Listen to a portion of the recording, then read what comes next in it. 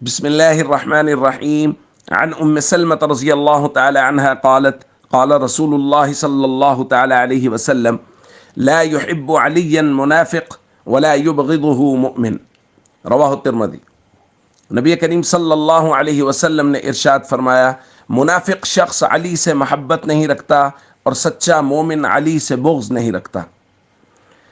دوستو، سیدنا علی المرتضیٰ رضی اللہ تعالیٰ عنہ کے بے شمار فضائل کتب احادیث میں وارد ہوئے، اور اس سے بڑی اور کیا بات ہو سکتی ہے کہ نبی کریم صلی اللہ علیہ وسلم نے ان کی محبت کو ایمان کی علامت قرار دیا ہے، اور ان کے ساتھ جو بھی بغض رکھے حضور نے اس کو نفاق کی علامت قرار دیا ہے کہ وہ شخص منافق ہے جو حضرت علی سے بغض رکھتا ہے۔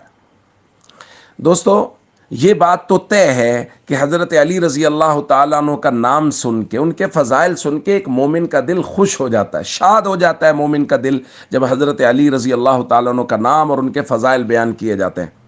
لیکن یہاں ایک بات میں ضرور درخواست کرنا چاہوں گا، بعض لوگ حضرت علی رضی اللہ تعالیٰ عنہ کے فضائل کا تذکرہ اس طرح کرتے ہیں اور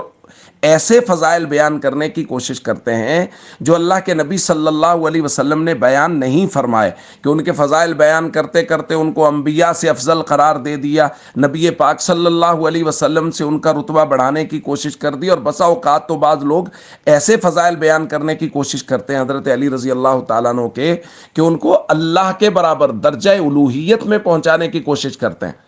تو دوستو، یہ بات درست نہیں ہے، یہ بات قطعاً درست نہیں ہے۔ شریعت اسلام میں درجہ بندی ہے اور ہم لوگ پابند ہیں اللہ کے نبی صلی اللہ علیہ وسلم کی مبارک تعلیمات کے، لہٰذا جو مراتب اللہ کے نبی صلی اللہ علیہ وسلم نے طے کیے ہیں انہی مراتب کے مطابق فضائل بیان کیے جائیں گے تو وہ قابل قبول ہوں گے، وگرنہ قابل قبول نہیں ہوں گے۔ لہٰذا یہ بات تو